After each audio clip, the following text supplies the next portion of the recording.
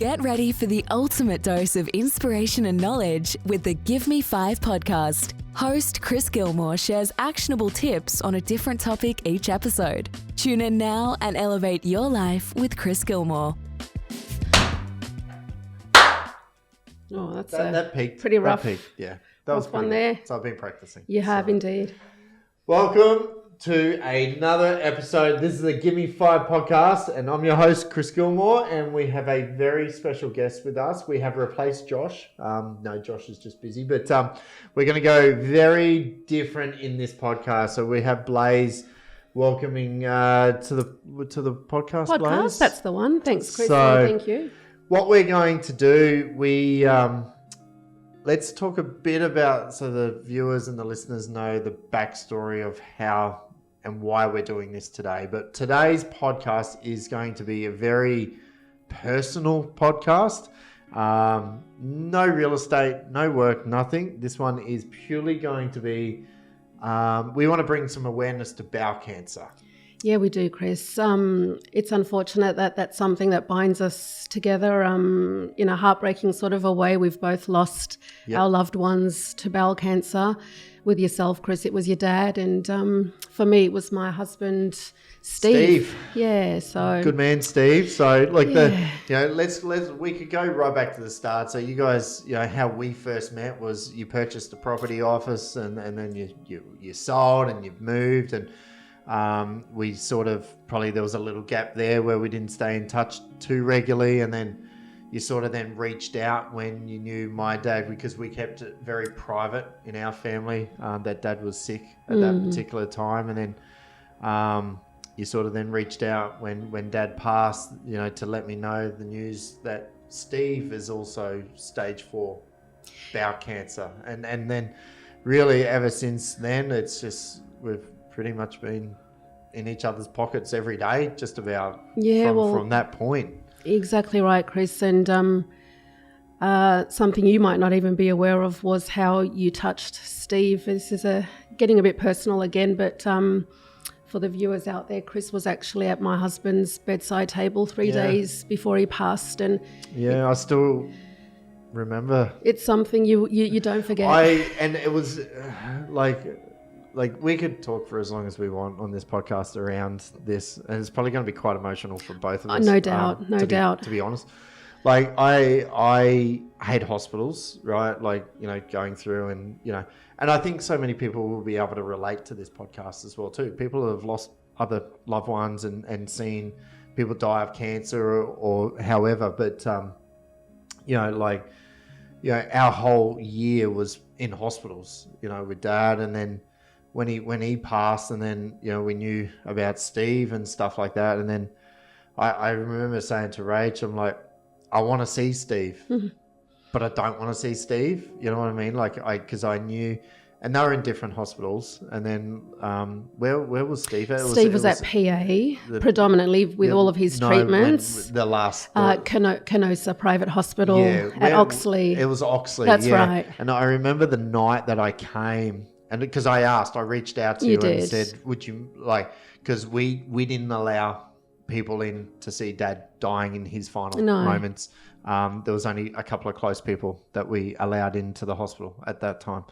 And I reached out and I'm like, do I ask? Do I not ask? And I'm like, you know what? I'm a big believer. If you don't ask, the answer's always no. So I asked, and you said, you would love that. Come on up. And I still remember the night, to be honest. And we really haven't even spoken about this. No. Really. It was a cold night. It was a bit of a drizzly sort of a night. It just brought back so much for me. I came after work. I'm like, you know what? I know I've probably only got one more opportunity. Bugger it. I won't go and have dinner with the kids. Let's just go and see Steve. And I think that was it 3 days before he passed? It was 3 days before he passed, yeah. And I knew he because he hadn't woken up either. He was unconscious at that point. Heavily sedated, yeah. And I remember going through the halls, going up the lift, going back into a hospital, which is just fucked, to be honest. It's just when you spend all your time in there and you know what's happening and then to go back and relive it, I knew what I was walking into. Like I remember Steve as, you know, let's face it, my dad was 69, Steve was 50. Right, big age difference. Like Steve's still in the prime of his life, and he was a big, strong man. Strong, athletic, and, yep. Steve was, if to describe Steve, and I knew watching my dad, like, you know, there was times my dad couldn't even walk. Like he'd walk and he'd fall over and fall on his face and cut himself up. And like, that wasn't my dad. I knew what I was walking into with Steve. I knew that, you know, the way that they look when they're dying, the way they breathe, the noises, the withdrawn in the face, like, and I'm like, anyway, so you've got to build up the courage to do it. And it depends how personal you want to talk about all this, but like, you know, when we walked in, you had beautiful candles, smell, you had the beautifulest room, very dark, you know, and that's how you wanted it, you know, and it was your room, and that's probably how Steve wanted it. It was very calming, very relaxing, and we all damn well knew what was happening, what was coming, you know. Yeah, what I mean? that's and right. that broke my heart watching my mum, because we were all there when Dad passed, me, my brother, his sister, Mum, you know, we were all in the room to watch him take his last breath, and knowing that at any point that could happen with Steve, because he was in the final stages of his life, and walking in, seeing you know, we have a bit of a cry, and you know, we bit of a chat, but like, I know he's gone, but like, I still feel there was some sort of connection there with me and him. And I don't ever say that about clients, because at the end of the day, you guys were clients of ours. You know what I mean? That just formed into a friendship. True. I don't, and I'm not a spiritual person at all. Probably the most far leftist spiritual person in the world, right? I don't believe in any of that sort of stuff. I do a little bit now of some things. But like, when I held Steve's hand, and I think you also whispered and said, Steve, it's Chris. Chris is here. He opened his eyes. He opened his eyes. He opened his eyes, Chris. He came back, and we've actually got it on video. And it's just, it was a surreal moment. He had a lot of respect for you. This goes back to the Drew Vale days when we purchased our first property, and you guys shared a love of Formula One. You know, Steve used to look forward to the Client for Life nights, the movie nights that, you know, you'd host. And of course, during his cancer journey as well, you constantly kept in touch, and that meant so much to him. And we had that conversation about winning the lottery, and, you know, all he wants is his health back. And he made an analogy with that one as well. But look, he had a lot of respect for you, and you got to see him as well a few months when he, you know, seemingly looked fine. And that's the thing with they do. You know what I mean? It's what's on the inside. And that's exactly right. And it was at that time that we heard that the cancer progressed to his bones. So it was a very touching moment. He actually opened his eyes, and we've got it on video, a very touching moment. Left. And you did. I left. You said, moment. I'll leave that because for you two now. If because he was unconscious for what, 2 days? Almost 3 days actually. 3 days. Yeah. Okay. So Dad was the same. He was 5 days. Like, what a tough bastard. Like, you know, I slept on the floor. Yeah. Of the hospital. I was on a little camper. We set up. I didn't leave because I knew at any point he could go, and I wanted to be there for that. And isn't that the thing? It's like you don't even want to go get yourself a cup of coffee or anything like that. You just know that you might. 3 minutes, that's it, or whatever, and you know, it's a risk. But you know, I slept next to Dad on the floor of the hospital for 5 days. And that would have been tough. And you with your business as well. And how did that sort of impact? Yeah, it would have that effect. It was doesn't surprise me. Yeah, absolutely. We really, you know, worried about. You know, I didn't see my wife, didn't see my kids, but you know what? I've got the rest of my life for that. Yeah, absolutely. I had that moment. Absolutely. Left. So, you know, and they were fully supportive and understanding of that as well too. And you know, I had a blanket and I had a pillow on the concrete floor, you know, and people don't see that. No one sees that. No, you know, I gave Mum the chair. Mum and Dad's sister. They had 2 recliners in the chair, and the hospital told us to leave as well too. Yeah, no, it doesn't surprise me actually. We but sort of fought for that and said, you can get fucked. Like, we're not leaving. No. Right? Like, no way. Like, Yeah. you can't make us leave and sort of things. So, so going through all that. But, like, with Steve, I wanted that. I knew that could possibly be the last time he's going to open his eyes and you might have that last connection. So I walked out of the room. I'm like, I'll see you later, Blaze. Like, I've done my job here. Steve's awake, But, like, how the hell did that happen? Because he didn't do it any other point, did he? No, he didn't, to be honest with you. It must have been my hand on my wall. I don't know what it was. We're talking Lewis Hamilton and he wanted to have a chat, or I don't know. They do say that your hearing's the last sense that goes. And he knew we were there. Steve was very in tune. Like, he was obviously very aware of my presence. I was there the whole time, and very personal thing again. He didn't want to see the boys see him at his worst, and I secretly brought them in the last week. They did. They did, Chris. So, like, you told me that. Yeah. Because when we were messaging each other, you said he doesn't want the boys to see him that's how right. he is, and I'm like, you sure? Like, do the boys or not? Yeah. Because you can't get this back. No, you once can't. he's gone, and. So when you told me that they did, I was sort of happy that that's right. They did, even though it's the worst to see him. I think they would have gone on life and realised, that I don't regret too much in my life, but I regret not going to my pop's funeral.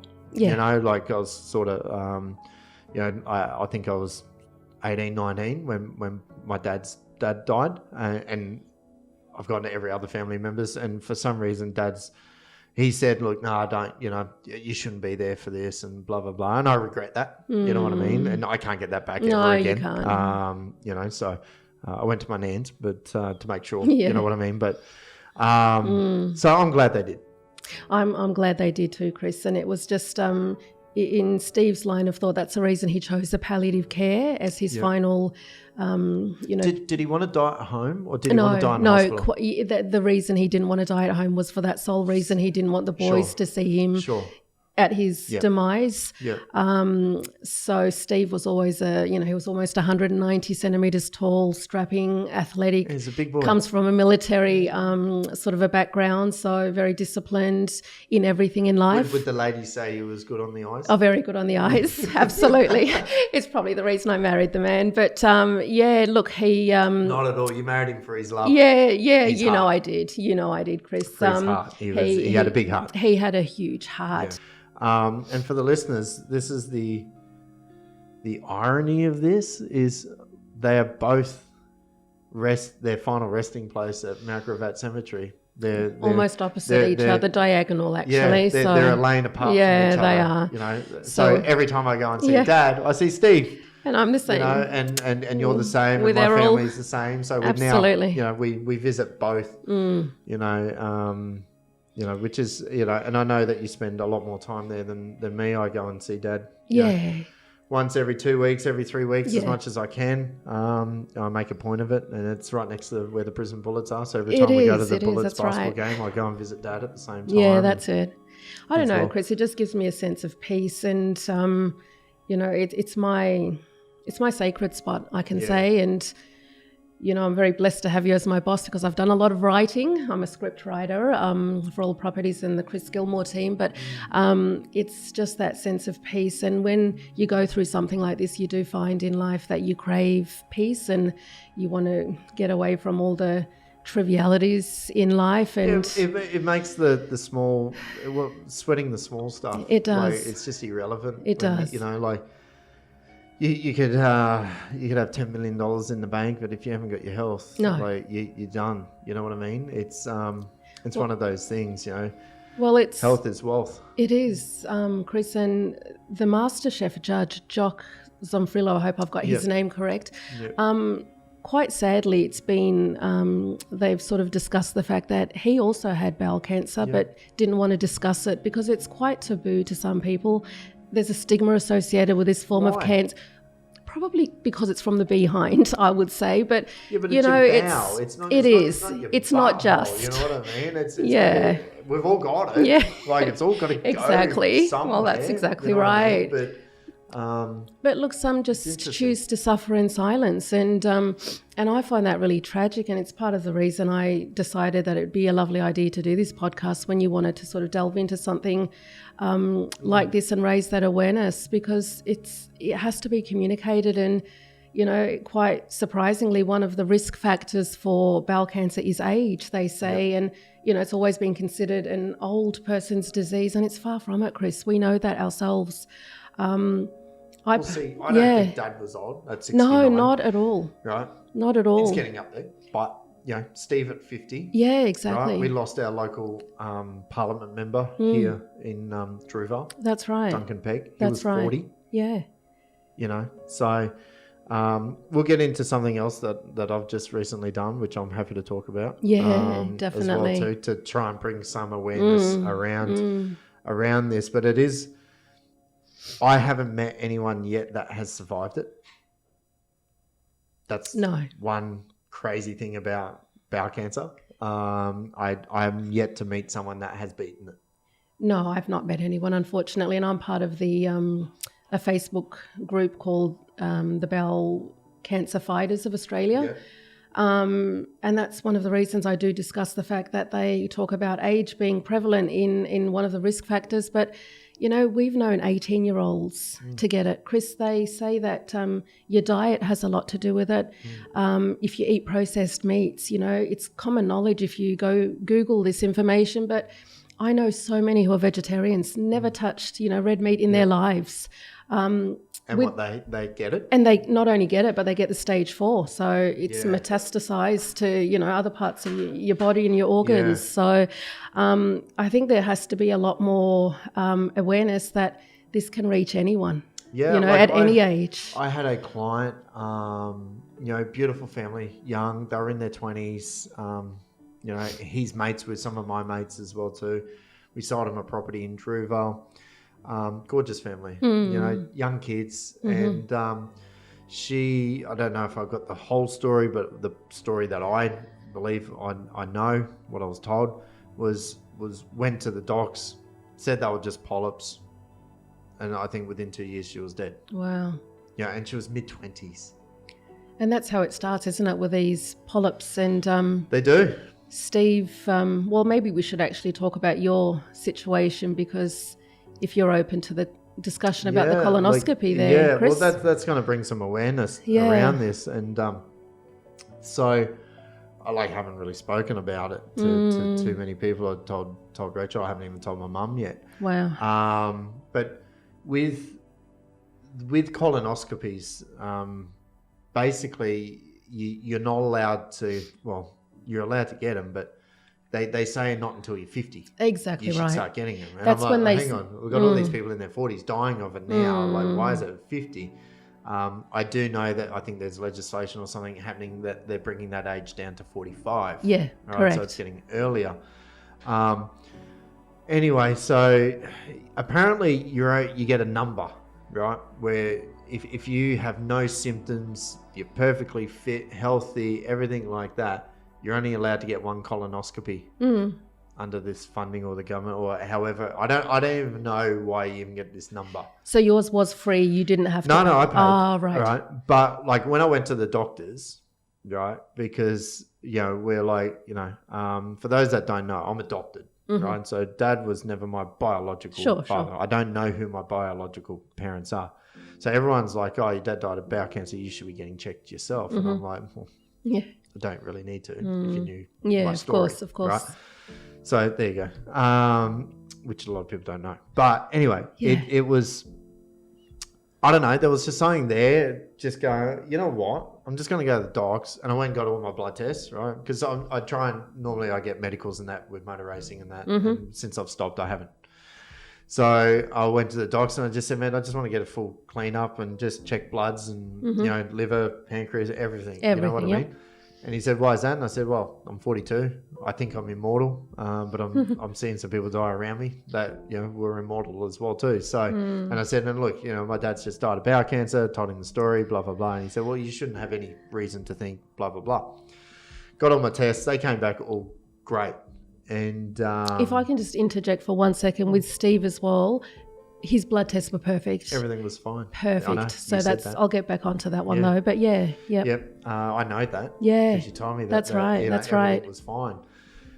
Anyway, all my readings were fine. He asked me a question. He said, "Oh, do you drink alcohol?" And I said, "No, I don't." And I said, "Why would you ask that?" And he said, "Oh, because your liver is like one off being perfect." And I'm like, "Is that a good thing?" He said, "Yeah, that's a marvelous thing." And I said, "Well, I don't drink alcohol. I might drink once at Christmas or something like that, but I'm not a dude that just goes you're out and renowned gets, for not. Yep. like the last time I think I was drunk was literally at a Shannon Knoll concert 15 years ago. You know what I mean? And I'm just not a drinker. No. I had coffee and I had alcohol, right? And he said, "But you're fine." He said, "But look, there is risks. If you go and get a colonoscopy and you don't need one, right, there are risks. You're sedated, you're put under, you might not wake up." I'm like, "Oh, well, that's a good sleep then, isn't it? If I don't wake up, that's Sign how your I'm life meant to away. go." That's it. He said, "But once you use this number up, you can't go and get another one." I'm like, "Well, I'll just walk in here in 2 weeks' time and say I'm bleeding from the butt. I need a colonoscopy." And he goes, "Yeah, there's ways around it, right?" So I don't understand why there's even you're only allowed one. If I can pay the money to go and get one, let me go and get one. Yeah. Short story is I got one 2 weeks ago. And tell us about. So my wife got one first. Good. Right? Good. So Rachel got endoscopy done and up the other end done, just to check her because she's had some issues over the years, right? So hers comes back perfectly fine. Nice. And I'm like, you watch it. I bet you I'm the one with the problem. I'm the fit one and the healthy one. She eats probably better than me. Anyway, so he's like, "You want to do it?" Yep, I want to do it. So they, and for people that have never had a colonoscopy, right? So what happens is you got to stop eating 44 hours before you go. Right? And you've got to be close to a toilet, Chris. Yeah, you certainly do. Because you shit a lot. But I intermittent fasting anyway, and I have for some months now. That's my new thing that I do. So I eat between 11 and 6 every single day, because I would get home at 7, 8 o'clock from work, and then I'd eat whatever. Then I'd eat a full dairy milk chocolate, family bar and stuff. So I'll cut all that out months and months. So that's why I reckon I'm looking a bit leaner. Anyway, they give you these 3 sachets, right? So you can't eat anything from. I had it on Monday at 11 o'clock, and I had to stop eating Saturday 5 o'clock, right? So which was fine. I could get through that. You're allowed to drink water and some yogurt, and so no solid foods or anything like that. And then in the last part of it, 5 o'clock on Sunday night, the day before, you got to have your first sachel. And then you start feeling your guts going a bit rumbly on the inside. You're like, there's some shit going on inside that's about to just flush you out. The floodgates open. Yeah, pretty much. And I watched Rachel go through it, and I'm like, and she said it was the easiest thing. And I'm like, yeah, I'll be fine. Anyway, so you do that, and then you have your next one at 9 o'clock, and you've got to get your system where it's clear, where it's purely just water just streaming out of you. Like we warned you. We'll put a warning at the start of the podcast. This is going to get... This could get a bit shitty, but this is real. This is what actually happens. And then the next morning, you have another one at 6 a.m. and then you got to stop fluids, right? So I was allowed to drink water. You're allowed to drink Gatorade, but the clear Gatorade, so you're not allowed any colorings and stuff like that to keep hydrated. I said, look, I do triathlons, Ironman. I know what I need to take to keep salt up and fluids up. So I was fine. Anyway, went in on the bench. So you are put out for it. Yep. So really professionally done, got it done locally. They talk about what's going to happen. Like you're asleep for it. So, and you wake up completely fine. Don't even know what they've done to you and stuff like that. When I woke up, they basically give you a bit of a rundown of what happened. And they said, oh, look, we've cut out 3 polyps. And I'm like, okay, that's surprising that I'd even have anything. So I'm 42. Sure. So they've been sent off for tests, and I'm like, yeah, that's fine. And then I got the very next day, the message come through that the tests are back, and I'm like, well, there'll be nothing wrong if they've come back that quick, right? I'll be fine. Anyway, we went to the doctors to get the report and the test. Sitting there with my doctor, and he said, mate, there was 3. The biggest was 1.8 centimeters, so that's actually quite large. It is for a polyp, yep. For a polyp, he said that one was fine. There was another one about 1.5. That was fine. Both have been cut out, done. Cool. He said, but there was a 3rd one. And I'm like, uh-huh. And he said, this is what they call dysplastic tumor. And I'm like, okay. Dude, I sell real estate. Like, talk to me. Like, in layman's terms, please. Just plain English, man. What does that mean? And he said, what that is a cluster of white cells or too many cells. Wow. Which forms into cancer. That's it. And I'm like, huh? And he said, and all he said was, you're lucky you got this done when you did. Wow. Well, that's life-altering, isn't it? And with what you've been through and what you've seen, Chris, so that was what went through your mind at that point? Well, I always think I'm bulletproof. I'm full of confidence. You know that. Yeah, of course. Sitting there and being told, like, I couldn't imagine Dad being told it. Yeah. Like, I couldn't imagine Steve. Like, you know, when, like, you're being told you're stage 4. Like, you're fucked. You're done. Like, we know, like, if anyone is stage 4, you know you're not coming. Like, it's rare you're going to come back from that. Like, it's absolutely, unfortunately. It's like you're dying. I mean, with these polyps, and, you know, for those of you at home that don't know, they're actually mostly benign growths. They're harmless. Yep. On the internal parts of your intestine, they're little growths. Yep. Most of them are harmless. Little balls. Apparently 40% of us have them, but in a harmless sort of a way. I had 3 of them. So with Steve, he actually underwent, he's actually, if I can go back a little bit with his signs and symptoms, and I spoke to you about this, Chris, a few times. He started with niggling back pain, and it persistently got a little bit worse over the years. So so that was really the start of it. That was the start. That was the sign, and Can I just ask, typical guy? Of course, just blew it off. Typical guy, and you know, he was a workaholic, if I can put that in the simplest terms as well. Awesome family man, Dad, but he put a lot of, you know, time into his work, and driving road tankers, milk tankers all day, every day. He just thought, you know, attributed it to the position, sitting down all day at the end of the day. And as a wife, you know, you notice these things, and he's bending to his feet, and I said, "You okay, honey?" And it was, you know, "It's just driving, honey. It's okay. I'll be fine." And I got him to have a blood test, and this is the scary thing, is your blood test comes back perfect. And, you know, the doctor then says, "No, look, it's probably just your driving, Steve. Take some painkillers, you'll be fine." And this went on for quite some time. And then he said, "Oh, it might be tennis elbow, you know, go to get, you know, to a Chinese medicine practitioner and acupuncture, or try something different." Yeah. And really, the one of the telltale signs only happened in 2019. So he was diagnosed in October of 2019, like your dad. Yeah, Dad was October the 10th. Yeah, that's right. And that's Steve's birthday. Yeah. So ironically. And we were in Sydney, so every Easter... So much of it matches up. I know, it's really scary, Chris. It's crazy. So traditionally we go... Not in a good way Not either. in a good way, Chris. Not in a good way. So traditionally we go to Sydney every Easter. Yep. And it's the first time Steve actually started noticing bowel changes in his bowel movements, and a lot of diarrhea while we were there. And my brother, bless his heart, Tony, and sister-in-law Ruby were making jokes about how much toilet paper they'd need to buy us. You know, what happens up there in Brisbane, you know, how many do you go through? But again, it was just another symptom. Came back to Brisbane, doctors, and he said, "Well, let me give you a stool test." And that came back negative as well. So blood test was fine. Blood test fine. Stool test was fine. Because that's what they say. They give you the little kit. Exactly. Put a sample of your shit in it. Literally, exactly. That's what it is. Send it off. We're not going to do the analytics. No, let's not sugarcoat it. And they send it off and someone tests it. And that comes back fine. And that comes back fine, Chris. And then so he's fine.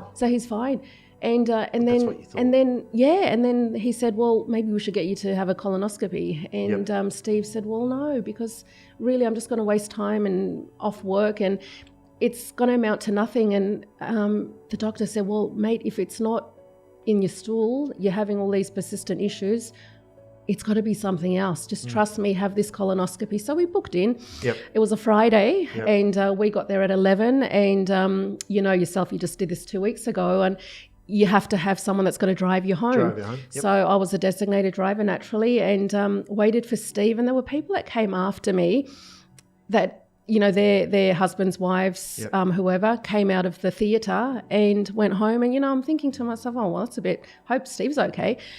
And we got there about 10:30, 11, and it was 5:30, and I was the last person there. And you know when you have that sixth sense, something is not... So he was still in there? He was still in there. He was the last Wow. one.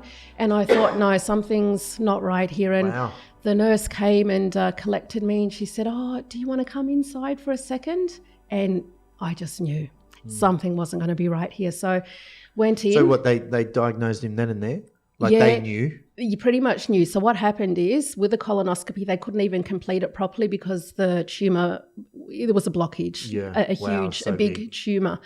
And that's when I held Steve's hand, and the doctor said, look, unfortunately, we couldn't even complete the colonoscopy because of the obstruction. Yeah. There seems to be a tumour. And Steve just looked at the doctor. He was very pale. He's never pale. And he said, is this cancer? And that's all he said. And the doctor said, yeah, it does seem to be, unfortunately. However, we're going to do a biopsy. So we'll send that off on Monday and get back to you. So it was an agonising weekend just waiting for the results. just you can't even waiting, imagine. It was the weekend as well. But Fearing the worst, and then it is worst. You do, Chris. And then Monday Monday afternoon, it was a positive for cancer. So bowel cancer in the sigmoid portion of the colon. And then Steve said, well, what does that mean? Is that it for me? How many years do I have left? And all the sort of questions that go through your mind. And he said, no, we've got to stage you with a CT. And the nurses gave us a lot of hope and said, look, it could just be, you know, a tiny little stage 1 that, you know, we can surgically remove it. You won't have any issues and you'll go cancer-free for the rest of your life. And in hindsight, it wasn't the right thing to say because you build your hopes up again. Yeah, you hold on to You that do, little you do. glimmer of hope that So you can beat it. Exactly, Chris. And he had the CT scans, and on the Thursday, we were called in, and the colorectal surgeon, man to man, Steve, big imposing figure, and him, a few centimetres from each other, and he just simply said, "G'day, Steve, what do you know?" And Steve said, I know I've got cancer, not much else. And he just said, hit me with the news, please, doctor. And Well, how else do you deliver it? how else do you deliver it? Like you know, you gotta, you know. No. Like, Yeah. it's no look, different in our job. Like, you No. know, this is what your home's worth. Exactly. Like, how else, you know, this is what they think your home's worth. Like, No. it's just, and that's why I treat my job the way a doctor is. There's no way to. You know, can't floss it, can you? You're like, oh, look, it's a tumor. You know, you could live for 10 or whatever. Mate, you're stage 4. You got 6 months. Exactly. Like, how else do you deliver it? You just got to tell them. No, and he bluntly said, okay, Steve, the situation is that unfortunately you're stage 4. Yep. Your the back pains that you had for so many years was the cancer actually reaching your lymph nodes. Yeah. And it's also you've got spots all over your lungs as well. So he said, unfortunately, it's stage 4 and it's not looking good, but we're going to throw everything plus the kitchen sink at you. They were his exact words. And, you know, to be honest with you, it was that point in time where Steve put his full body armour on and the battle began. So it was just it's where it started, Chris. Yeah. So he had chemo. He did. He wasn't a candidate for surgery because the lymph too nodes, far. they branched out around his lungs in really awkward positions. Well, that's the thing. So a lot of people don't actually die from the actual original bowel cancer because it spreads. You know, that's why my tattoo is blue, green, and yellow. Yeah. To represent the 3 types of cancer Dad ended up having. You know, Exactly. It generally goes from the bowel to the liver. Yep. Or it then goes into your bones. You know, and once it hits your bones, you're pretty much done. Well, that's it. You know, you're done. So. It's really interesting, and I think that's why I take my job so serious. But like, Dad was the same. The doctors put it down to indigestion. Stop eating hot chips. You know what I mean? I was like, well, my dad doesn't ever go to a doctor. Like, it must be sort of serious for him to at least get off the couch and go to the doctor. And they say, just change your diet. It's indigestion. No, it was stage 4 And bowel that's cancer. and that's got to change, Chris. That really. Well, I have this saying, Blaze. Doctors bury their mistakes. Look, yeah, that's why I'm so true. So passionate about it. They get it wrong all the time, and it's just the whole misdiagnosis. I mean, a lot of times they say, and I know this through the group that I'm in with the bowel cancer fighters, is that IBS, irritable bowel syndrome, it's probably only that. And so people go years without sort of checking and thinking, well, that's all it is, it's something I can cope with. But, the fact is it takes a few years for it to develop. And sometimes if it's a fast growing one, from... Because it's a slow cancer. It is. Is what they renowned as being... Is what they call, bowel cancer. So, correct. I look now and go, oh, I'm 42. I had something forming. Mm-hmm. If I'd waited until I was 50, I was probably Chris. done. Like that's how I look at that now. And you've got what I mean? Like, because we know it takes 5 years, 8 years, 10 years laying dormant, and then it appears. To have something growing and like I'm fit. Yeah. Like I'm fit as like obviously it's just your cell, like you don't control that. No. So, but I've done some research like we all do with this sort of stuff. I did a lot when Dad was going through it. And when I type it in what I had and stuff like that, it was like, okay, so sausages, hot dogs, fried food, ham, bacon, was all the processed stuff. And I'm like, I don't really eat a lot of that, but like I do eat ham and I don't mind the old bacon and egg roll like all of us. I'm guilty of that. Come on. So I've cut it all out. Yeah. Right. But then you read other people who are full vegetarians and you know what I mean? So like, well that's and it. I don't drink and I don't smoke. No, you don't. You know what I mean? Like it's like you'd be considered a low risk factor generally, they and yet put me down as a 1 in the scale of 10 because I saw the paperwork. Like you're like, dude, you shouldn't even be here. No, that's exactly right. I should have been here. I'm glad I did what I did. You know what I mean? Because And there are athletes in this group as well, the bowel cancer fighters group, and a lot of vegetarians. And that's why you've got to sort of even, debunk some of these myths that... Yeah, I think you do. I think it is, I think diet does play a lot in generally speaking, cancer, in life. Just in form. But look, just if anything comes out of this, if you're experiencing any symptoms, anything untoward that's just not feeling natural, not feeling right, back pains that are persistent, blood in the stool. I had 0 signs. No, there you go. Very regular, very normal. And some people don't till the very end, Chris. So that's the thing. So that's a travesty in all of this. So I think I dodged a bullet. Yeah, well done, and for your bravery as well. Look, it's not hard. No. Good system flush out. I lost 2.5 kilos. So if you're looking for a weight that. loss program, there you go. Listen to Gilmour's tip. I tell you. Have a colonoscopy. You'll lose 2.5, 3 kilos in a day. Jeez, that's the way. So good clean out for you. But look, it's one of these things not a lot of people talk about. I always. Do you ever think, Blaze, if you were to get it, and seeing what Steve went through, I saw what Dad went through. Would you have treatment? This is a really tough one, and I'd say no. I ask everyone this. Do you know what? Again, depending on the stage, I've got to be realistic. I have researched. So stage 4? No. Yeah. I honestly don't think I would. Seeing what Steve went through, It's funny, because I'm like the same. No, Chris. I look at it and go, right, here you are. And then tomorrow the doctor says you're stage 4 cancer, right? And then 6 months, 8 months, whatever time. Yeah, Steve fought pretty bloody hard. Like I got a year out of it. You got 2.5, I got a year, without a dad. So he was a lot faster. And what sort of chemo was your dad on, as in how many weeks apart? Well, Dad never got a break. Right. And that's why my close friends who I talk about, personally around what we went through with Dad, I say it was the treatment that killed him. Yeah. Right? Contributed. And I'm no doctor, right? But here he is, down at the workshop, working on our race cars, traveling, driving the truck around, doing what he does. And then the day that he starts, he's a complete different person. And just went downhill. So and I'm like, was it, if we didn't tell him for another 2 weeks, he still would have been running around and doing his thing. You know what I mean? Like, I'm sure there would have been a point where it got that sick and that bad right at the end, but 2-3 years longer, maybe. Like, I just, I don't know. And this is where it could probably get... It's in your psyche, though, isn't it? It's once you know that you've got it. Yeah. It's a downhill battle, as strong as you sort of want to be. And I've seen, Steve, the man that he was, go through so much. And,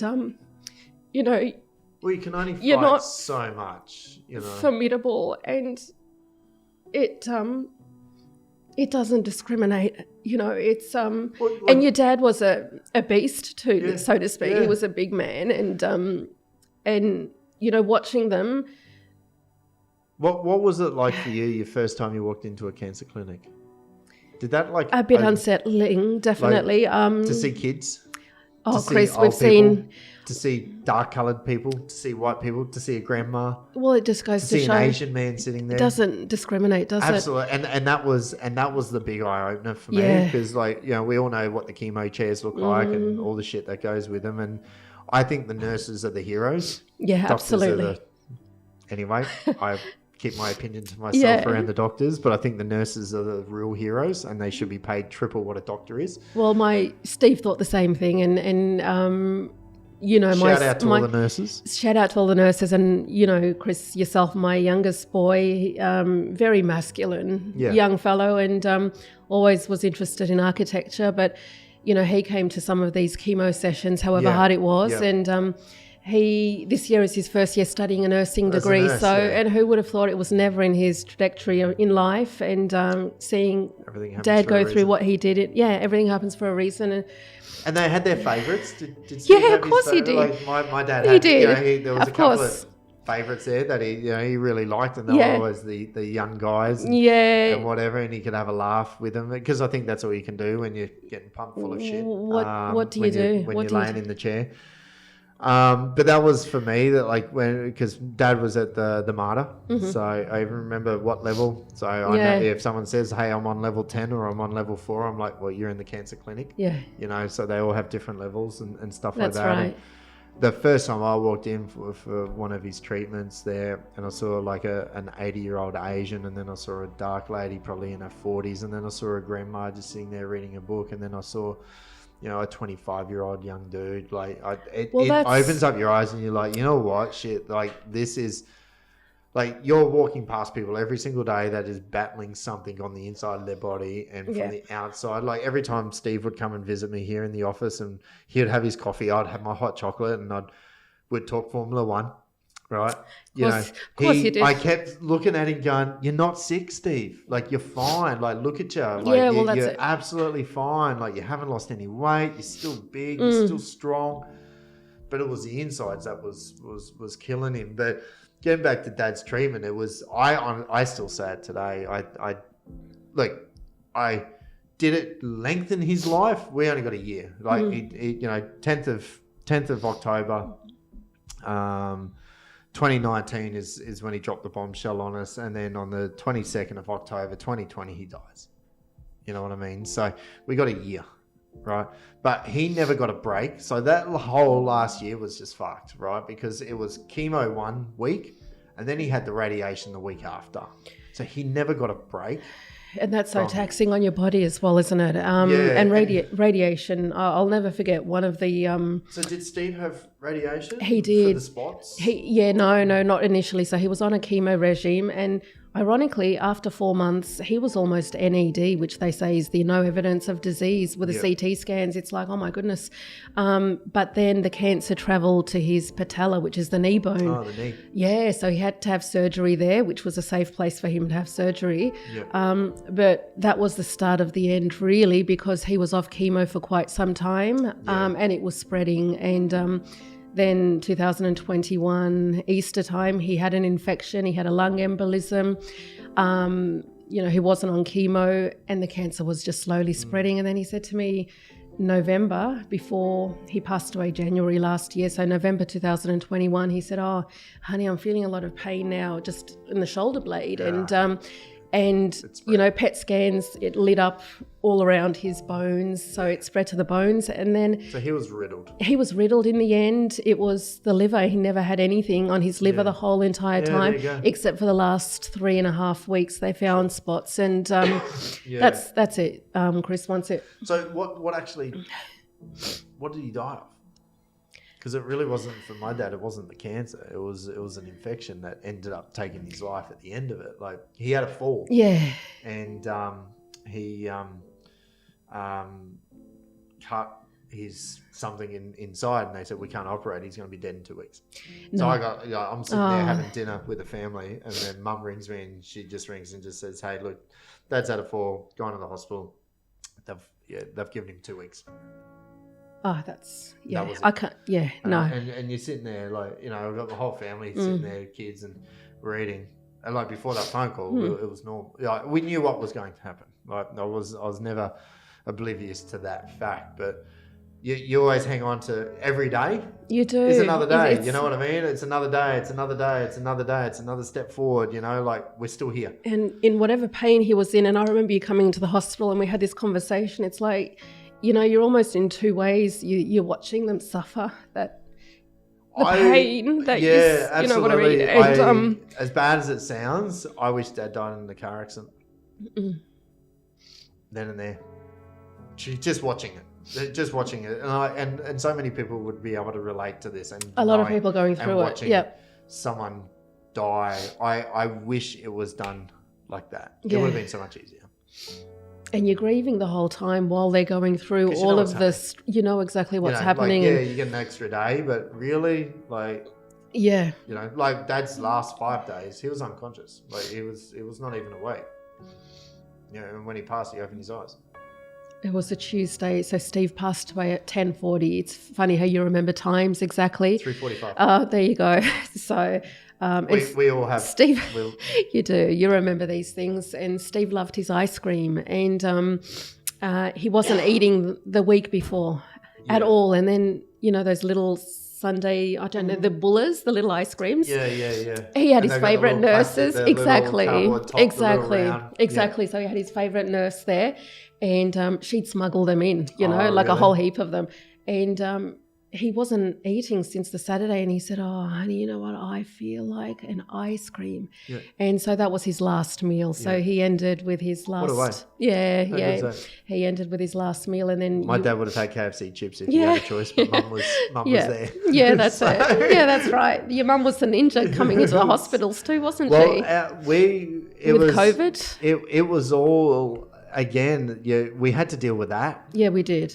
It was during the lockdowns of COVID. So, and like, my dad is a restless person. Like, he would never sit still. He's like me, and it's probably where I get it from. Like, but like, he's just, he's a hands-on person. He was a mechanic. He had to always do things. You know what I mean? For him to lay in a hospital bed, and he hates any help. Like, if you come and like help him bring himself up, or needs to get out of the bed, like, you're so dependent on that, but you lose all that functionality.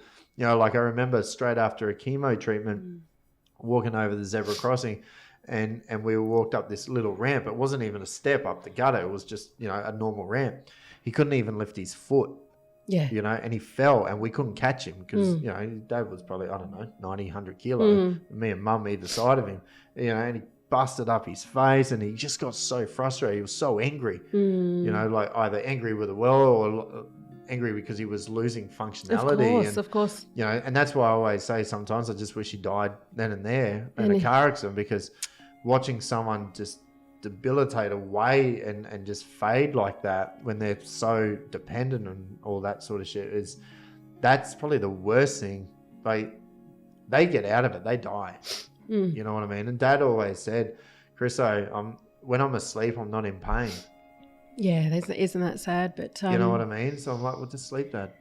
Can I ask you from another sort of point of view, Chris, something that's not talked about either is the whole grieving process. And with your dad, he was very much your inspiration in so many ways, and go-karting and, and your Formula 3. And you'd ask him for business advice, of course. And always. How do you sort of cope with that these days? And it's time to step up, and I've got to do it on my own, really. So I don't really have anyone there now to fall back onto with that advice. I've got some people around me in that, but it's just not the same though, is it? It's if there was something in business, because Dad was very successful with what he was doing, and he knew how to read people and how to get the best out of people. I always said he was hard but fair, which doesn't go together, but it does. Anyone that knew him, it was hard, but it was always fair.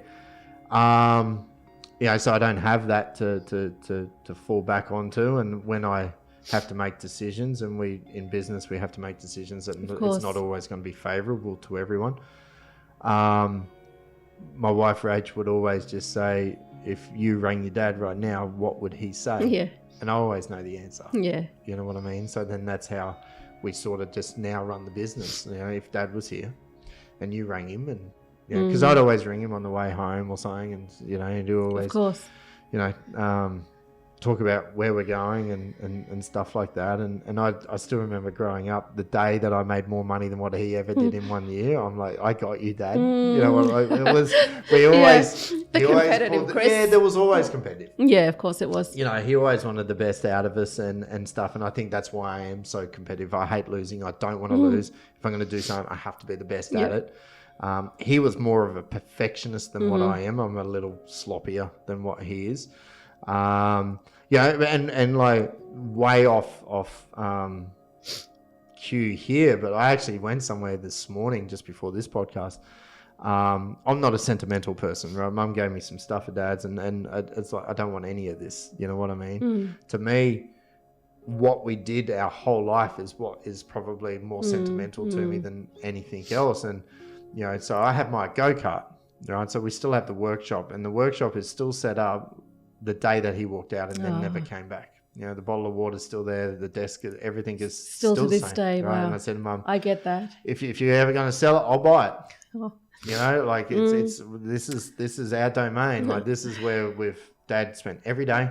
This is where all the race cars are. This was it, and everything is still in the same place. Wow. Except for the race cars and the truck, because we're going to move them when we race. But everything in the office, everything is exactly the same. All the photos, trophies, everything. So to me, that's sentimental. It is. So I'll keep that. I'll buy that if I have to, if she ever wants to sell it. I've still got Steve's toothbrush where I brush mine. It's there. I can't. I can't do it. Littlest things in there. His clothing, I can't. It's in the garage. See, some people get rid of clothing straight away. I still can't. And don't. You don't have to. And but for me, it's probably my race cars, right? And then there was an opportunity that my Formula 3 that we won the Australian Championship in came back up for sale. And because long story, but it was sold, and we got another car, and the way that the universe works and stuff like that, I got the phone call and said, Chris, we're going to sell your car. And I'm like, damn, someone's going to get a really good race car. And then my wife looked at me and she said, what are you even fucking thinking about? Like, right, in her element. Like that's your car. Yeah. I don't care if you'd never race it. Just get it and put it in the shed, like a museum. Wow. So I did. I brought it that night. Love that. And I completely restored it back to 2011 when we won the championship, when Dad and I were on that track at Simmons Plains, number 1. Oh, that's special. We had done the ultimate goal that I've worked together with him since I was 5 to be Australia's best. So I got the car. I brought the car. And now I race it once a year. And last year was a beautiful tribute for the Errol, awesome. Errol Gilmour Cup. And that's exactly right. The first one, and we had first, second and third. And you imprinted Steve's name on your car, which is something that my boys saw that. And you know how to bring us to tears. And Luke and Tom absolutely. that were in the team as well. Young guns. The 18. Absolutely. Lost to cancer. Tom, I think, was 21. Wow. Lost to cancer. Dad, 69, lost to cancer. Steve, 50, lost to cancer. So the names are on the race car. They ride with me. And the cup's still there by the gravesite. I see it every day. I got third place, which is shit anyway. But our number 1 and number 2 driver, they won. So I picked up the trophy, and and it was my very first race ever in my career that I'd raced without Dad. For the first time in 37 years. Yeah, that would have been a very emotional moment for you. So I took the trophy and I've got it at his gravesite. That's it. I don't want it. That No. you know, here it is, you know. So, and I think you put some flowers and some rocks in it so it doesn't fill up with water. That's right. And that's the sort of person you are. Yeah. But I actually got a phone call. So I had a Formula Ford. So we went go-karts, Formula Ford, Formula 3. I now have an opportunity to buy my old Formula Ford back. Oh, no way. So I went to Thornlands this morning with my brother. There goes my bobblehead. How did that fall? Anyway. Is that a sign? I don't know. It's freaking That out. has never... That's never happened, has it? Okay. Anyway, we'll watch back the replay. I think we because will. we have not even moved the touched table. Like, that just fell, man. Okay. All right. Not I'm not scripted. spiritual. Anyway. I am slightly, so. Anyway, that's probably Dad saying, bloody buy the car. But I went around to this little dingy shed where this guy, he owns my Formula Ford, and he wants stupid money for it. And my brother, and it's in bits, absolutely in bits. There is shit everywhere. Like, it has been pulled apart for like 20 years. But I have an opportunity to buy it. Insane. So if I do buy it, I'll let you know if I do. Not really high chance I will. I was going to say, I think there is a high chance. Not that I need another race car, nor will I probably even drive it. But what I want is back in our shed, my go-kart, my Formula Ford, and my Formula 3. Yeah, My 3 race absolutely. cars. And he'd be happy. You know, I know Dad would be happy. You know, and I would actually paint it the same white and red. Exactly the same as the Formula 3. We've always had white and red cars. You've got to do it, Chris. You've got to do it. Fully restore it. I'll give it to my brother to build and get it back on the track. Yeah, so Matthew still plays with the engineering side of things, the technicality. The team. You know, we you know, like, there's so much that goes on when someone's dying. Like, I still remember we got the photo where we actually took a photo of all of us as a family together. I think it was the last photo we took where we spoke about what was going to happen. And that's not an easy conversation to have, especially when that person's right there dying. No. And we're like, and Dad said, he said, so, you know, what do you want to do, Chris, with the racing? And I said, if you're not here, I don't want to race. And but we decided for his legacy to keep the team going.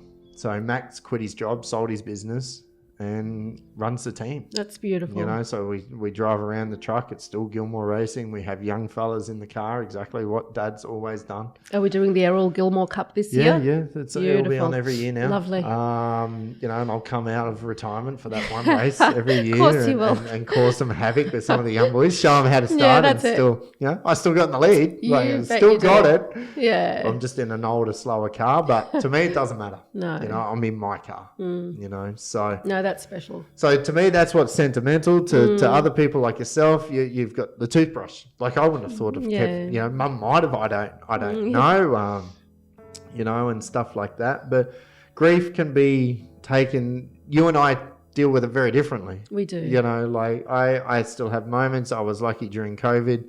One thing about COVID is the funeral was recorded, and I've got that privately saved, you know, on YouTube. So I can watch that at any point. Yeah. You know, which is as hard as, but I have a Spotify playlist of just the songs.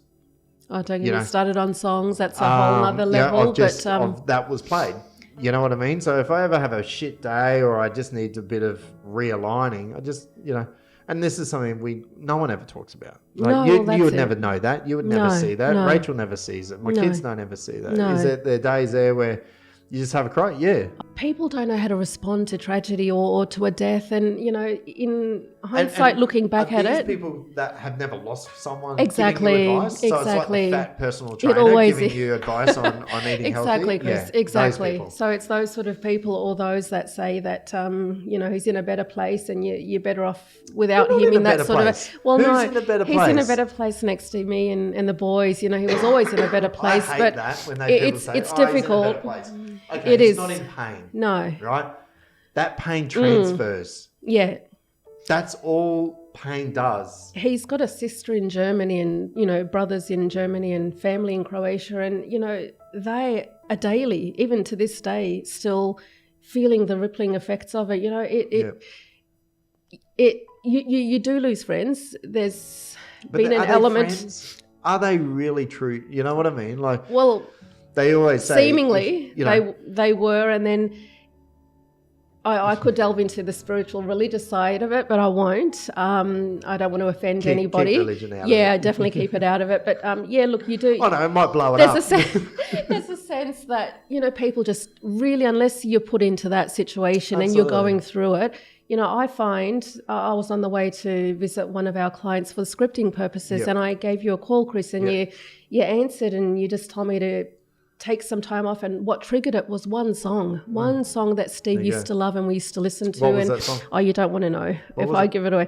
It was Lewis Capaldi, Pointless Without You. So Steve loved. So that's my go-to.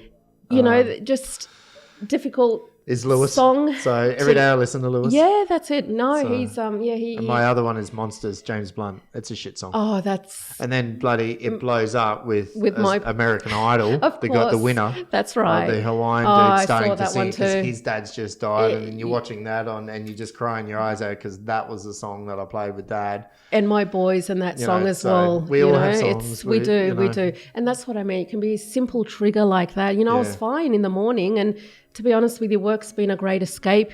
You're the best boss to work for. I'm not saying it because you're here opposite me, but I'm very blessed that I've got a boss that understands Well, we've been through it. what we've been through, what, we've obviously understand both that. been through. And, there are days I feel like I'm sinking. I won't lie. And, Like I couldn't imagine it. Yeah, okay. I knew Dad for 42 years of my life. He was a dad. A lover is a different love.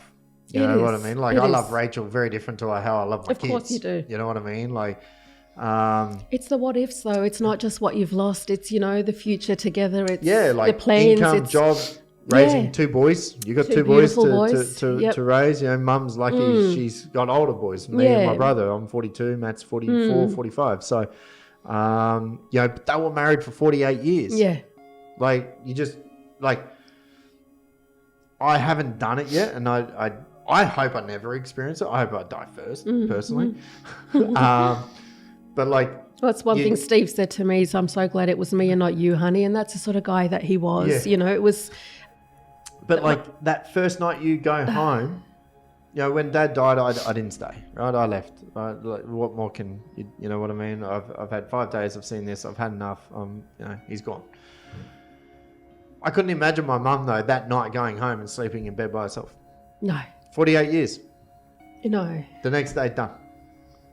Yeah, we had our like that's just like when there's some things that in life just amaze me, like the universe, like space, like that it never starts and finishes. Like that just blows my mind, right? The amount of billions of planets that are out there. But like 48 years married with someone, soulmates. Steve was your soulmate. The very next night, you have a shower, you have your routine, you sit down, you probably have a chat, TV, you have your programs, whatever it is, or you both read a book in bed. And you're intimate with that partner as well too. And the very next day they're not there. No. And they're never coming back. And that's the hardest. Like it's fucking final. Like it's like there's no other way to put it, is it? It's final. Not. Like that was my dad. This is your lover. Yeah. This is your soulmate. Like so you've gone through that. I haven't. Like if Rachel died tomorrow, like I'm done. Like how the hell do I look after 3 kids? You know what I mean? And run a business, and you start thinking of this sort of shit. You know what I mean? Like no one talks about it. No one brings it up. Well, but it's all going to happen. Well, that's it. Grief it's just not spoken about. And So I'll like how often do you go to the grave? 2, 3 times a week. At the start, it was every day. You were there every day. Yeah. I knew you were there every day. And then I broke my ankle, of course. So you did, yeah. But these days, that's right, exactly, Chris. First week. Oh no, that's another story. Look, at least 3 times a week, even to this day. Even still today. Even to this day, and I'd go more if I could, but working full time now, so I've got to work, Chris. That's all right. Just sneak out. I won't know. Yeah, no. I did the same. Oh, look, you're fair. You're an amazing boss, and I find the night times are by far the hardest, and very personal. Because your kids still live at home. They do. So, but they're in their teens now. They are. So they're becoming young men. Even young. And because I went to the funeral. I don't go to many funerals. I went to Steve 3 days before he passed. I I remember you had 10,000 emails and appointments, and you said straight away your answer was, I'm coming to the funeral. I'm crossing everything off, Absolutely. Blaze. And that was at Mount Gravatt Cemetery, where their dad and Steve are both resting, and seeing the hole, seeing it being lowered. I didn't know anyone at the funeral apart from you and the boys. Mm-hmm. So I stayed very behind the scene at the back of it. And I was looking at Shimon and Ilian and just going like, that's just fucked up. Like that's your dad. Like I'm like I look at it and go, I'm the lucky one here. Like I got 42 years, you boys got 18 and 19. Like you're at your peak, man. Like, and you've just lost your dad, and it's going to transform you guys on how you 100%. raise your families, and like you've got to grow up pretty bloody quick now and take care of mum, and what's mum going to do and stuff like that. And there's that element of they're very protective of me and I of them. It's just and you felt it from that perspective. You lost your dad, so you're in the same. But then I look at your boys and go, but I got double the amount of time with my dad, so I'm lucky. Yeah. So sometimes you've got to take the positive out of it and look back and go, I was actually kind of lucky. Or I'm luckier than these two boys. Yeah, but Steve was also a very hands-on dad. And, I was telling Rach the other day the story of Steve would come home from a day's work and he'd have his socks and cherry ripes and violet crumbles in his socks. So he liked cherry ripes? Oh, yes, he did. Cherry ripe was my go-to.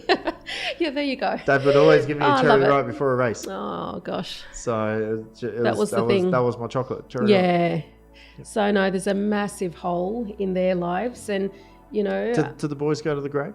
Yeah, they do, but it's harder for them. They prefer not to. Sure. And that's another in time, personal... though. Yeah, they... it's just hard for them. It's still very raw, and, anniversaries, birthdays, absolutely they will, and pay their tributes. But, we're not My boys have only been twice. Yeah. So we didn't allow them to the funeral and stuff. They didn't see Dad in the hospital. Yeah. We kept that completely. And that was something that we decided as parents that I didn't think it was right for them to see Pop like that. No. So we go out there for the occasions, Father's Day and birthday. It's good. I actually like when, to see my two boys there, because you want to keep their name, and you do. Like after probably 3 generations, you've forgotten. And realistically, that's how you've got to look at it. Do you know what? That's the one thing that scares me more than anything, is that they're forgotten. I don't want Steve to be forgotten. And sometimes they say you find almost pleasure in the pain, as, absurd as it sounds. It's like you don't want their memory to disappear. Yeah. To me, that's the hardest thing. Yeah. Watching the camera rolls and forgetting his voice. Yeah. The sound. I'll never forget what he looks like. But have you got recordings? Of course I do. And you got I know, I got to see a lot more of Steve, through the life story reel that they play at the funeral. And something that no one knows, I've got a phone at home, and it's on this phone too. I'm too scared to delete it because I don't know how voicemails work. I had the voicemail of when Dad rang to tell me he had cancer. Oh, Chris. And then every other time I made from that point, I never answered the phone. Oh. When Dad would call me. And you've still got it to this day. Got all the voicemails. Yeah, see, I get that. Still got them all. They're all, there's not many. No. Phone's ringing right now. How's that? That's doesn't surprise me. So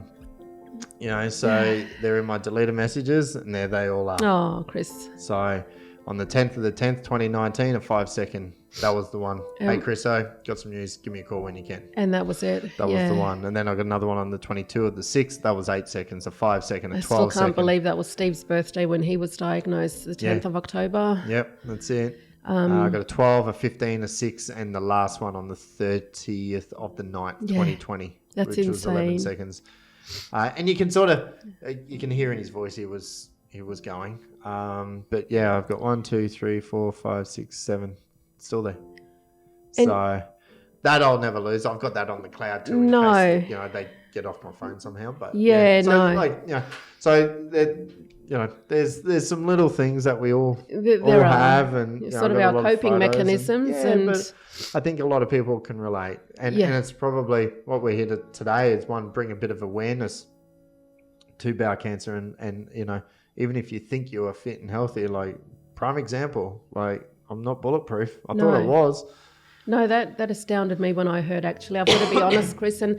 Another thing you might not be aware of with Steve, it was on both sides of his family line, so it was more hereditary in terms of, there you go. And that's why my boys, however young they are going to have to get screened sooner rather than later. Yeah. But can I ask with your dad, I've never asked you this, what symptoms did he have? Just pretty much none that I probably never really spoken about. Yeah, that doesn't surprise me either. I probably still don't know. All I know is he went to the doctors for indigestion.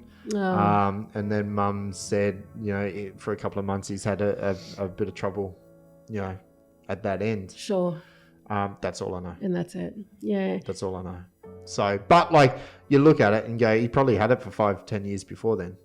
Like we've been living with it. Well, like you just don't wake up and you have cancer tomorrow. No, they said it's slow forming. Exactly, as you said, it's slow forming, and it can take even 10 years. It 10 can years, literally, absolutely, and that's the scary part. And then of course, there've been times where I've wondered, with a back pain, and what would have happened if you had a colonoscopy? Then at what stage? You're thinking to yourself, the what ifs, and it's just. So the whole point of this story, man up. Yeah, man up and get checked. 100%, Chris. Because I know, being a bloke, I sat in the doctors for 4 hours. Like for me, 4 hours of my time, like, oh my God, like, dude, like this, you're killing me here, right? Could be doing so much more else. I can imagine you with your schedule as well. But had to do it. You had to, Chris. And I'm going to keep spruiking this. I'm 42. I have no issues, and I am fit and healthy. But it was forming inside of me. Like, that's scary as shit. And had you waited 5 years? If I'd waited to when the government allows you to go and get your first one, like the medical profession say, when you're 50, go and get one. Well, that's it. They hand you out, or they send you apparently the bowel cancer kit when you're 50. Yeah. And prior to that, you've got to have, symptoms. Correct. Where they'll even consider it. Yeah. And if you're young, if you're 20 or something, they'll just pass it off quite often as IBS or something along those lines. So yeah. Go get the camera stuck up there. It doesn't hurt. You get fed afterwards. It's a little holiday. It's the best 2 hours sleep you're ever going to have. Oh, there you go. Probably and true. I was off the phone. So, like, for me, that was a holiday. Like, when was your last holiday? Yeah, I had a colonoscopy 2 weeks ago. It was great. Like, it was so good. Oh, no. So there is message in that from the destruction of, losing my dad, you losing your lover, your husband, kids now growing up without a pop. Kids growing up now without a dad. I think so many people can relate. Yeah. We're not the only two people in the world that have lost someone close to us. But to be able to voice and to talk about it and to see it first. And we see it a lot in our job, obviously. We actually do. Like, how many homes have we been to? And they had this, they've just died of this, and like you break down more than me. You're starting to carry the tissue papers for me and the clients these days, Chris. So it is everyday life, but like, get checked. Even if you don't think, use up your number, whatever it is, just use your number up, because if I'd waited another 8 years, that would have formed into something. Yeah, it could have been stage 1, stage 2, stage 3. Who knows? It could have been really aggressive and fast, and I would have been 46, and they said, hey, you're stage 4, and I'm another statistic. Yeah, no, exactly. But I'm so damn lucky. You are. Like, mate, so my competitors, I'm still here. Like, I'm coming for you. Like, it's just fired me up even more. I can just imagine that. It's like, we're here to take down the world. Like, you heard it, my time is only this much. They're all probably thinking, I hope he dies. No, Chris. Screw you. I'm still here. Yeah. And I'm going to fight. You've got more reason to. I went and got tested. Yeah. I was smart enough to do that.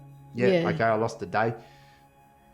Could have lost my life too. Exactly right. No, so it's pretty crazy. It is. Are you getting checked? This year. Yeah, I will. I promise you I will. You need to get checked. If you're listening to this, and you too, Rob, you're young, man. You're fine. You should be fine. But that's the attitude we have. Oh, Rob, he's young. He's fine. Well, that's the misconception. Absolutely, it is. No, definitely. That's the big takeout out of all of this. Get yourselves checked. Anything doesn't feel right, get it checked out. And blokes, just get checked because we just put it aside. We'll be right, back pain. Yeah, we'll be right. Absolutely. Pop 10 Nurofen. Absolutely. Yeah, we'll be right. No. Because it can cost you. And like I say, that pain transfers. Dad's not in pain. Steve's not in pain. You're in pain. I'm in pain. It just transfers. It does. That's all it does. So, is there anything else you want to talk about? Oh, it'd be nice to end on a happy note. Is there got any good dad jokes or anything that's... I had the best joke before, but I'm not going to say it on a podcast. You'd probably be wise not to, Chris. People would rip into me. I told John, the sales manager, he nearly ran off the road when I told him. And I said, tell it to your wife tonight because she'll probably stab you when you say it. Yeah, Johnny boy, I can just imagine. It was a feminist joke. And I'm not anti any of that, but I heard this joke and I absolutely lost my shit when I'll tell you off camera what it was. Look, I don't think we should end on a high because it's not a high topic. You know what I mean? It's actually a very serious topic. It is. We're all going to die. Plain and simple. I honestly thought I'd beat it, but I now know that I'm probably not going to beat it. Am I? Dying. We're all going to die. I thought I was immortal. Well, that's it. I'm bulletproof. I thought. And we go through life with that. But I am going to change my diet. Yeah. That's one thing out of it. So I'm going to be a lot, I was in the gym again yesterday. So I think sometimes it's just a little trigger that, maybe I need to back off this. An awakening, I'd say. Yeah, definitely, Chris. So no soft drink, no alcohol. Not that I drink much soft drink anyway. No. I'm going to just be a lot cleaner. Yeah. I eat a lot of lollies, a lot of sugar. We do. Got and they say sugar in the office, so Absolutely. that doesn't help. So, I've got to cut that out. Got to give Mandy the key to lock it up. And yeah. Well, she's got to stop buying it. It'll save me a lot of money because it's on my credit card too. So it's all my money. But anyway, a lot of my research is around exercise. So it's and I exercise. Mm-hmm. But it's now, no, I've got to make this as part of my, this is my it's just a lifestyle that has every to, day. Yeah, absolutely. Like it's, I get in the office, go to the gym. Keep it consistent. Yeah. I've got a sauna. I sit in the sauna every day for half an hour. Nice. So I think that has a lot of health benefits. The sauna does, but eat a little bit better. Still have your chocolate when you want your chocolate. Like you've still got to live life. You can't be repressed. But I am going to probably cut out all the processed shit. And I've spoken to Rach about that we need to probably just, because we're busy. And that's the excuse. That's our, that's what we fall back on. Like it's busy. So it's just quick and easy. Well, it's in this modern day and age and working full time and your clock doesn't end though, Chris. No. We go home and there's a point where we stop, but you're still running your emails and phone calls and it's just something that you've got to but keep consistent. Now, the last 2 weeks I sit there and some nights I phones away, just watch some Netflix now, spend some time with Rage, sitting there in the morning, Xbox or PlayStation with the kids. So I think it just reshifts a little bit of... It does. I'm still going to fight hard for business. I ain't going anywhere here. Like I'm ripped. Like right now I'm revved up. Like it's game on. But because I know you've only got a short time to set everything up and make that legacy happen. So absolutely. We're ripping into it. So don't get me wrong on that. But we just need to shift a little bit of that mindset, bring it into a little bit more exercise somehow. But no excuse. We've all got 24 hours a day. 100%. It's just how we utilize it. How we prioritize. I probably need to sleep a bit more too. Yeah. That wouldn't go astray. So I know you don't sleep. No, I don't sleep. At night, I know night is. Yeah, night's the tough. You always email me at night at stupid hours, and I reply, and it's like we're both still awake. Yeah, at not 11:30 p.m. Like normal people are asleep. No, right about they now, are. so, they are. But just when you have, work, as I said, is a distraction for me, and it's when the work finishes, it's when your mind starts ticking, and it just doesn't go to sleep. Do you think we'll wrap it up? But do you know how people go? It gets easier. Do you? Do you know what I'll say to that? I want to punch them in the face. Do you know what I'll say to that? Is when you've got the anticipation that you know what's going to happen when someone has cancer, as opposed to, say, a absolutely. motorbike accident or something where it's just there and then and you've got to deal with the grief. But this is something that, you're almost contemplating for 2.5, well, in my case, 2.5 years. And then you have the funeral and you've got all your loved ones there surrounding you, giving you support. The flowers were everywhere. And then there comes a time where people get back to their pace in life. Well, have you seen that video? Oh, don't. Lewis Capaldi's The Dog. No, don't. great song. Yeah, and it like is. you ball your eyes when you watch that bloody film clip. Right? For a dude with Tourette's. Like, I wish he came to Brisbane. Yeah, I hope so too. But we'll both go. We absolutely will. I'll make a promise. 100%. I'll buy you a ticket. Thank you, Chris. And we'll both cry. Yeah, we will. The 3 songs that we always listen to. It's a given. Anyway, Lewis, if you're listening to my podcast, that'd be kind of cool. Shout out to Lewis. It would be. Because I'm pretty sure he listens to it all the time. He's got an insane sense of humour though, doesn't he? He does. It's very crude. Typical Pommy. Crude. Love it. But like, there's this video, and it's a video around what happens after you die at the funeral. Like, people are going to be crying for you for days, 5 days after the funeral. 2 weeks after the funeral, your clothes will start being packed up. 4 weeks after your funeral, like there's a timeline. And within 6 months, you've forgotten. Do you know what? I'll try and find you that video. That'd be interesting to. It's when you actually hear it, like, it's sort of like a wedding. Like, I don't think I see any person that came to our wedding. Wow. You know what I mean? So, like, how many people have you seen since the funeral? Not many. How many were at the funeral? How many? COVID restrictions, we had about 50, 60? No, actually, probably 70, 72. Yeah. I think you had more than what day. We were limited at 50 because we had lockdowns. We couldn't even see Dad. We had a lot of Steve's friends from work as well. And we had the trucks. We had the truck. I still remember all that shit. Do, I don't remember too much, but and everyone remembers the boss never ever takes a day off work. But that day he said, "There's no way I'm missing this one with Steve," and he gave his truck to be there. But no, Chris, I think it's just the more time goes on, that's the fear that I have, is that he's lost and forgotten. You go through it, or someone, your loved one, brother, sister, cousin, whoever. And it'll have a marked effect on you for life. Sure. It just will. Mine hasn't faded.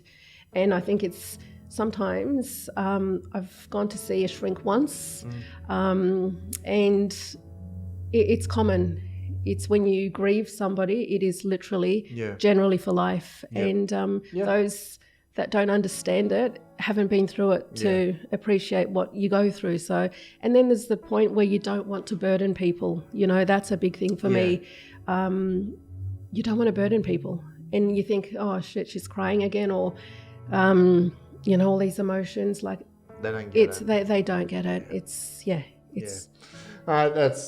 fair. Anyway, let's hope we brought some awareness out there. I hope sharing so, Chris. Both of our stories. And if you'd like to know more or reach out, or you've got a story, we'd love to to hear the story as well too. So comment below or send us a private message if or if you're going through it and you want to talk about it, because I reached out to a couple of people.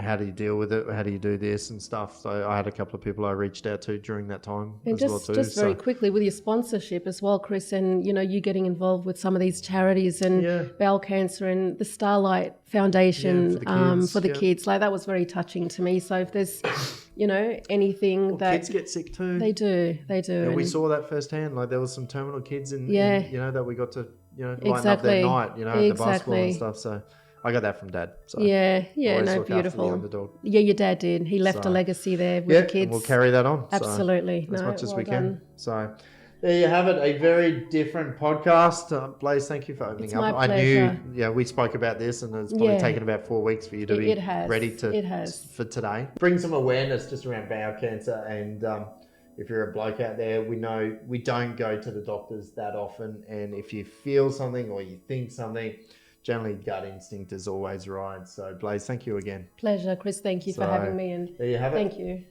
That's another episode of the Give Me 5 podcast. Thanks for listening.